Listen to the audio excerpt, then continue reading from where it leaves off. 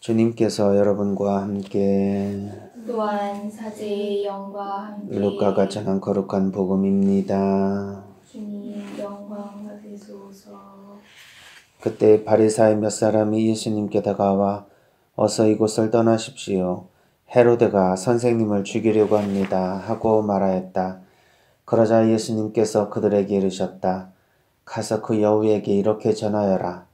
보라, 오늘과 내일은 내가 마귀들을 쫓아내며 병을 고쳐주고 사흘째 되는 날에는 내 일을 마친다.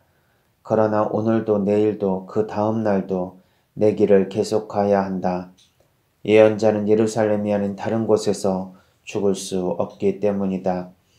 예루살렘아, 예루살렘아, 예언자들을 죽이고 자기에게 파견된 이들에게 돌을 던져 죽이기까지 하는 너, 암탉이 제 병아리들을 날개 밑으로 모으듯 내가 몇 번이나 너희 자녀들을 모으려고 하였던가.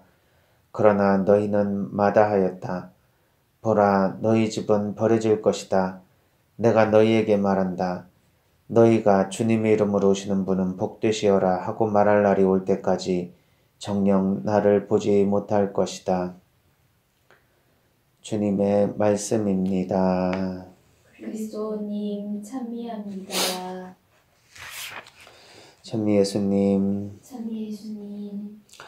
바리사의 몇 사람이 그래도 예수님 편에서 위험을 경고합니다. 어서 이곳을 떠나십시오. 헤로데가 선생님 죽이려고 합니다. 그러자 예수님께서는 오늘도 내일도 그 다음 날도 나는 내 길을 계속 갈 것이다. 예언자가 예루살렘이 아닌 다른 곳에서 죽을 수 있겠느냐 하시면서 당신이 비록 목숨은 위험에 처한다 하더라도 당신의 예언자직을 계속 걸어가실 것이라는 말씀을 하십니다. 이렇듯 당신은 파견된 자로서 예루살렘에서 인정을 받지 못하고 또 죽임까지 당하실 것을 아시면서도 당신의 그 사명을 이루고자 당신의 어떻게 보면 하느님께서 마련해 주신 그 운명을 묵묵히 받아들이고 그 길을 걷는 그러한 그 비장한 예수님의 모습을 볼 수가 있습니다. 예수님을 따르는 우리들도 이렇게 큰 고통 중에 또 나의 시련이 결국 죽음과 같은 그런 큰 고통으로 다가올 것이라는 것을 알면서도 묵묵하게 우리는 우리의 예언자적인 길을 가야 할 것입니다. 그리고 또 그러한 길을 가는 우리들은 이러한 예수님의 모습을 어떤 모습으로든 우리가 체험을 하게 될 때 예수님의 이 모습을 보면서 우리가 힘과 용기를 얻어야 할 것입니다. 어떤 신앙인들도 살아가면서 그리스도를 따라가는 이 길에 시련이 없을 수가 없겠죠. 그때마다 예루살렘이 아닌 다른 곳으로 피난하고 싶은 유혹이 있을 수도 있겠습니다. 그러나 우리가 있어야 할 곳은 바로 예루살렘입니다. 즉 바로 지금 여기에 우리가 살고 있는 곳입니다. 이곳이 아닌 다른 곳으로 우리가 떠난다면 우리는 우리에게 맡겨진 예언자직을 온전히 수행할 수 없는 사람들이겠죠. 그래서 시련과 고통 중에서도 우리는 우리의 사명을 예수님과 함께 잘 이어나가야 할 것입니다. 개신교에 다니는 분들은 그래서 이렇게 예수님을 따르는 그런 제자직에 충실한 사람들에게 서로 격려하면서 자유하십시오. 또 불가에서는 성불하십시오 하는 얘기도 하지만 대부분 정진하십시오 이런 이야기들을 하죠. 그래서 저도 우리 신앙인들끼리 서로 위로하면서 힘든 길을 걸어가는 서로의 각자의 길에서 격려하는 말씀들을 해주실 때 어떻게 보면 우리 가톨릭 신자들은 성인 되십시오 이렇게 이 얘기를 해야 되지 않을까. 근데 그런 얘기를 좀 들어본 적이 별로 없어서 사제서품 때 성인 신부 되십시오 하는 플래카드 내용은 기억이 나는데 서로에게 성인 되십시오 하는 말씀들은 안 하는 것 같습니다. 저는 개인적으로는 그 불교에서 이게 성불하십시오 또는 정진하십시오 하는 이야기들이 훨씬 더 마음이 좀 와닿는 것 같습니다. 정진하십시오라는 것은 꼭 깨달음을 얻으려고 하는 수행하고 출가한 사람들에게만 해당하는 것이 아니라 우리가 이 세상에 태어난 자체가 벌써 하느님 앞에서 수행하는 사람들이라는 의미 아니겠습니까? 이곳에서 또 다른 곳으로 또 떠나가서 수행을 한다는 의미가 아니라 우리는 이 세상 자체가 이미 수행의 장소로 생각을 해야 할 것입니다. 따라서 성직자나 수도자나 하나님을 따르는 모든 하나님 백성들은 모두 수행자일 것입니다. 따라서 우리는 끝까지 정진해야 합니다. 앞에 어떤 시련이 있어도 고통이 있어도 그것에 굴하고 이곳을 떠나거나 자신의 사명을 그만두지 않고 끝까지 정진해야 할 것입니다. 그럴 때에 자기 자신이 어떤 모습이 변해서는 안 되는 것인가, 또 어떤 모습은 변해야 할 것인가에 대해서 생각들을 많이 하십니다. 수도자들과 성직자들을 만나서 이야기를 나눠보면 참 어렵고 힘든 고통의 말씀들을 많이 하시는데 그것들이 자신이 예상하지 못했던 큰 고통일 수도 있고 예상은 했지만 막상 맞닥뜨려 보니까 너무 힘들어서 그만 이 길을 그만두고 싶은 유혹도 오고 또 때로는 너무 큰 상처로 자신의 길에서 처음 자신이 가졌던 마음을 다시 되돌리고 사제나 수도자로 살아는 가지만 마음으로는 이미 신자들과의 관계에서 멀어지는 그런 모습으로 스스로를 방어하면서 살아가는 분들도 계십니다. 그래서 오늘은 특별히 이 복음 말씀을 통해서 이렇게 예수님께서 변하지 않는 모습으로 꿋꿋하게 세상을 살아가는 그 모습을 보면서 우리는 어떻게 무엇을 변해야 할 것이며 무엇은 변하지 말아야 될 것인가에 대한 생각을 하게 됐습니다. 제가 사제 서품 받고 나서 얼마 지나지 않아 친지들과 같이 모여서 담화를 나눌 때 저는 굉장히 좋은 그런 시간을 가졌는데 이후에 누구를 통해서 들어온 얘기를 들어보니 제가 신부되기 전과 후가 많이 달라졌다고 얘기를 어떤 분이 하더라는 겁니다. 뭐가 달라졌냐 이렇게 물어봤더니 신부되기 전에는 몰랐는데 후에 보니까 좀 뭐라 그럴까요? 교만해진 건 아닌데 자신감이 생기는 건지 학생 시절하고 달리 왠지 편안하고 자유로워 보이더라는 겁니다. 그래서 신부 되기 전에는 몸을 추스르면서 항상 자기 자신을 다른 사람 앞에 어떻게 보일지에 대해서 생각을 했지만 신부 되고 나니까 이제 눈치 볼 사람도 없고 뭐 세상이 이제 자기가 다 이룰 거 다 이뤘다고 생각하면서 마음 편하게 그렇게 앉아 있었다는 소리인가 이런 생각을 하면서 저는 여러 생각을 했습니다. 지금도 기억에 남는 거 보니까 인생에 몇 안 되는 굉장히 중요한 체험 중에 하나로 기억되는 것 같습니다. 정말 내가 그 이전과 이후의 삶에서 내 마음에 뭔가가 변화가 일어났는가? 근데 그것을 내가 의식하지 못하고 깨닫지 못했는데 다른 사람들은 나의 모습을 보고 나의 내면 깊은 곳에 있는 그런 변화를 감지한 것인가? 아니면 나는 변하지 않았지만 다른 사람들이 신분의 변화가 있었다는 그 사실을 두고 이전에는 그런 식으로 보지 않았지만 이후에는 사제라고 하는 그러한 렌즈를 통해서 저를 보기 시작하니 예전에 보지 못했던 것을 보면서 변했다고 생각하는 것일까? 즉 나는 변하지 않았지만 다른 관점으로 사람들이 나를 바라보면서 변했다고 느끼는 것일까?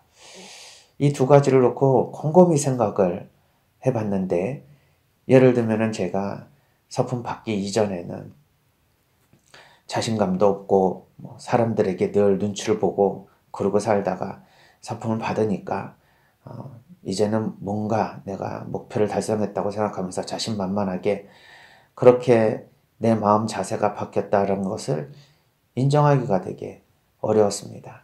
사실 나는 그 이전이든 이후든 식구들과 같이 앉아있을 때는 소파에 편하게 앉아 있었겠죠. 그런데 사람들이 그때는 몰랐는데 신부되고 나니까 뭐가 달라졌을까 하는 관점으로 바라보니 왠지 소파에 앉아있는 모습이 좀 거만하게 앉아있다고 보이는 모양입니다. 저는 가족이니까 편하게 소파에 널브러져 있었는지도 모르겠습니다. 마치 생각해보면 중역회의를 하고 있는 사장과 그 임원들이 앉아있는 모습을 한번 생각해 봅시다. 사장은 가장 편한 모습으로 앉아있고 나머지는 뭔가 이렇게 다소곳하게 앉아있는 모습이라면 내가 예전에는 그렇게 다소곳하게 앉아있다가 갑자기 더 크니 널브러지면서 앉아 있었을까. 그리고 내 자신의 마음을 한번 잘 살펴보면 정말 그 이전과 이후가 내가 사제가 되었다고 해서 마음가짐이 달라졌을까. 전혀 저는 그렇게 느낄 수가 없었습니다. 그러나 그럼에도 불구하고 그렇게 보일 수 있다는 점에 대해서 다시 한번 생각을 하면서 내 본의의 마음과 상관없이 사람들은 자신의 관점에서 나를 보며 판단할 수도 있으니 그것까지도 지혜를 가지고 항상 염두에 두면서 행동을 해야 된다는 그러한 생각을 하게 됐습니다.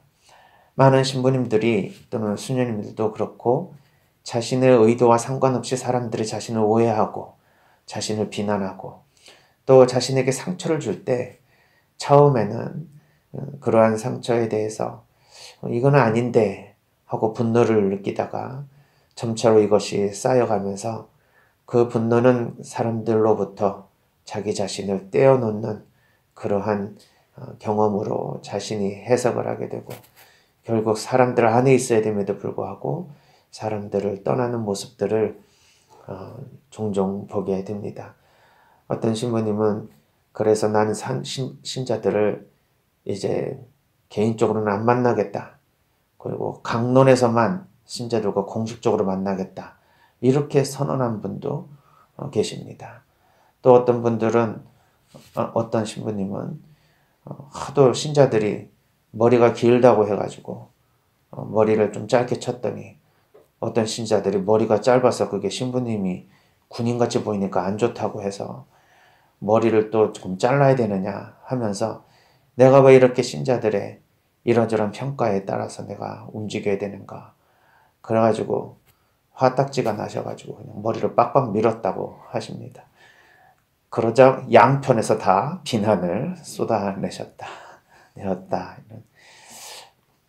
좀 씁쓸한 얘기인데 다른 사람들로부터의 이런 평가로부터 자유로울 수는 없는 것이죠. 꼭 성직자, 수도자만이 아니라 우리 모두는 그렇습니다. 헤로데가 예수님을 달갑게 생각하지 않으면서 예수님이 위험에 처할 것이라는 걸 바리사이어가 경고하는 것처럼 우리에게 있어서도 여러 가지 방식으로 사람들로부터 우리는 불안을 느끼고 또 공격을 당하면서 힘들어 할 수 있습니다. 그러나 우리 자신이 처음에 가졌던 그런 초심의 마음, 예수님을 우리가 받아들이며 영세를 했던 그 초심의 마음, 서품을 받고 또 허원을 하는 그 순간의 초심의 마음을 잃어버리지 않고 끝까지 잘 가져나간다는 것은 우리에게 있어서 항구함 그리고 끝까지 정진하는 영성적인 덕일 것입니다. 예수님도 어떤 시련이 있다 하더라도 예루살렘을 떠나지 않고 그곳에서 당신의 맡겨진 사명을 완수하신 것처럼 우리가 있어야 할 곳은 이 세상이요. 우리가 만나야 할 것은 바로 우리에게 상처를 주지만 우리가 함께 사랑해야 될 대상은 우리 이웃들일 것입니다. 그래서 결코 우리의 그 처음의 마음을 우리가 계속 간직하면서 우리가 살아간다면 변하지 않는 우리의 항구한 이 마음을 어떻게든지 하느님께서 보상을 해주실 것이라는 생각을 합니다.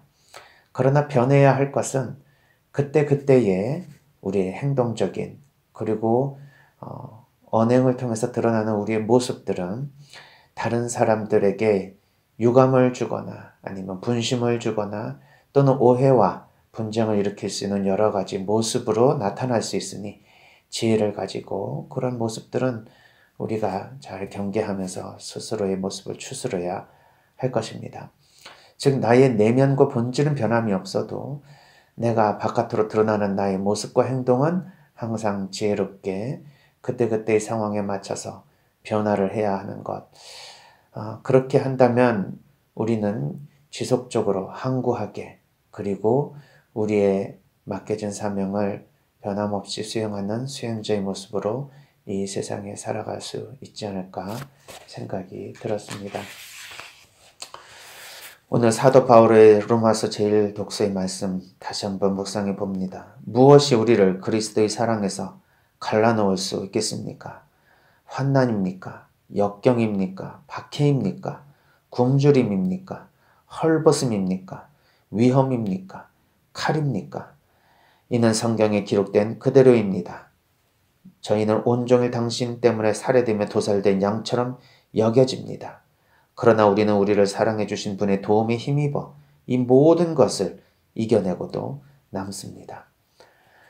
지금 이 순간에도 하나님을 따르며 세상의 모든 사람들 안에서 당신의 사명을 전하는 성직자 수도자 그리고 우리의 평신도 신자분들 모두 다 이러한 어려움 속에서도 꿋꿋하게 하나님의 말씀대로 살아가는 모든 모습에 하나님께서 은총으로 함께 하심을 믿으며 우리가 그 어떤 시련과 박해에 있어서도 우리를 사랑하시는 분의 힘을 입어 우리는 이 모든 것을 이겨내고도 남는다는 믿음을 가지고 꿋꿋하게 정진했으면 좋겠습니다. 모든 분들 복음 안에서 예수님의 도움으로 우리의 삶에 이 맡겨진 소명을 끝까지 잘 이행할 수 있도록 하나님께서 은총으로 함께 하심을 믿고 의지하며 나아가시기를 바라겠습니다.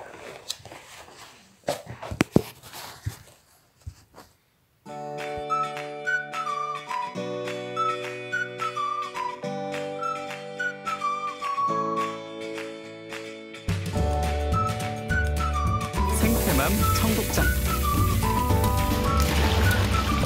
국산 콩은 한 가마에 요즘 45만 원 정도 합니다.